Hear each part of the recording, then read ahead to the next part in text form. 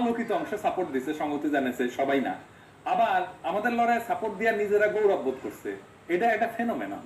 এটা সারা দুনিয়ায় হয়, বীরত্বের সাথে মানুষ নিজেকে যুক্ত করে।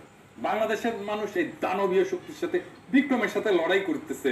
এটা ভাগ নিবে না, ওরা জিন্দগি পারবে এরকম করতে, তো নিছে, ভাগ নিছে, তো ঠিক আছে নিছে, সেই জন্য কৃতজ্ঞ হওয়া লাগবে নাকি? হ্যাঁ, এই হাসিনার মতো এই যে মুক্তিযুদ্ধে সাহায্য করেছে জন্য আমাদের কৃতজ্ঞতা জানাইতে হবে 50 বছর ধইরা? হ্যাঁ, তো আমাদের আন্দোলনের সময় দুটো মিছিল করে দিয়ে পানি কই যায়? গঙ্গায়। তো পদ্মায় ইলিশ চায়, পদ্মায় পানি দেয়? পশ্চিমবঙ্গের মানুষ পানি দেয়? দেয় না। তিস্তার পানি কে আটকাইছে? মোদি আটকাইছে না মমতা ব্যানার্জি আটকাইছে? মোদি আটকায় নাই।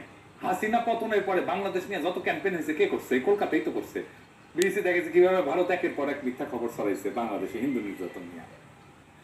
আর বাংলাদেশে যখন বন্যা হইল তখন ওরা কি রকম উচ্ছ্বাস করছে, মনে ভুলে গেছেন? প্রত্যেক বছর যেন এরকম বন্যার পানি দেয়।